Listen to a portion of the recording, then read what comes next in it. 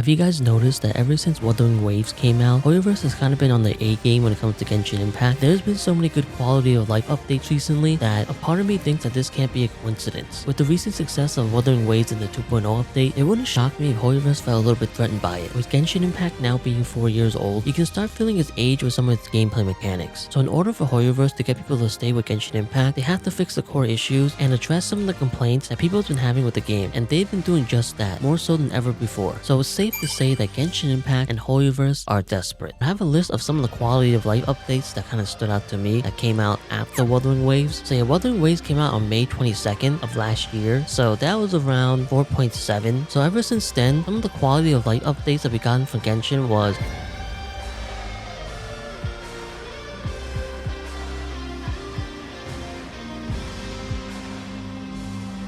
an increased resin cap from 160 to 200. There has been countless artifact updates like the sorting system and also remembering what artifact set that you are looking at for a certain character, and also like recommending stats like putting the best artifacts on top, which is perfect for new players. But yeah, as you guys know, they made the artifact grinding a little bit better by introducing the artifact transmitter in 5.0. It's still very limited because you only get a certain amount of the sanctifying elixir every patch, but still it is a start. They are updating it to make it even better, which is great. You can also see how many times the substat got increased or upgraded on your artifact. They also increased your artifact inventory space from like 1,800 to 2,000. But in terms of like the world bosses, the respawn time is now immediately after you accept the rewards. You can now see where flowers are in game. You don't really need a external website anymore. In Spiral Abyss, you now skip floors 9 and 10. I think you need 3 stars on floor 11 and 12 in order to skip them. But yeah, you can now see how much materials you can craft in your item menu without having to actually craft them yourself. You also increase the damage of certain reactions like Overload, Superconduct, Electrocharge, and Shatter. Character story quests no longer requires keys. Now character key is only for hangout quests, but you guys know how sometimes you're doing a story quest and like NPC or something like that is locked towards like another quest, and that is like super annoying. But yeah, in Natlan, they added a feature where you can choose which character appears in what quest. So no longer will you be locked out to doing a Archon quest because an NPC or like a certain area is being used for another quest. It's only available in Natlan, I believe, because in the latest Lantern Rite, that feature is not available, and I suffered because of that. Hopefully they add it for future region and like past region. But yeah, they also increased the amount of boss materials you get. I'm not sure it was before or after Wuthering Waves came out, but it was just listed with just some of the updates they added into Genshin after Wuthering Waves came out, and a lot of them are really good changes, and there's a lot more too that I didn't list. But yeah, let me know which of those updates that I just listed is your favorite, or you got another favorite that I didn't list. Let me know in the comment section below.